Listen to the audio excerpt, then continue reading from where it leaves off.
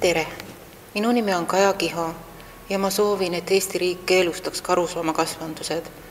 See julm ja barbaarne äri tegemise viis ei kuulu kuidagi 21. sajandisse ja riik, kes soosib karusloomafarme, soosib vägivalda. Mind pani mõtlema Eesti suurima karusloomafarmi esindaja kirjeldus sellest, kuidas nad lastele ekskursioone korraldavad. Farmis käies saavad lapsed rebase ja naaritsapoegadega mängida ja neile pai teha. Loomakesed omakorda on õnnelikud suhtlemisvõimaluse üle, on usaldavad ega tee lastele haiget. Ühesõnaga nad käituvad nagu meie lemmikloomad. Kujutlege nüüd, kui nendes puurides oleks rebaste ja naaritsate asemel kassid ja koerad.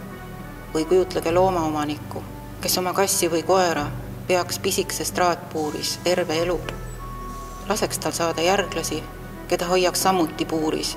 Kuuekuuselt tapaks ta need pojad, nüliks neilt naha ja teeks sellest endale ja lastele riideid. Kuidas selline inimene teile tunduks?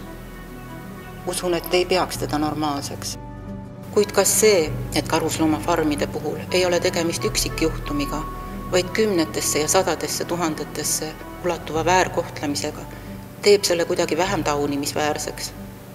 Eesti karusloomafarmides ootab oma saatust kuni 200 000 loomakest. Mõtle nende peale. Sul on valik, neil ei ole.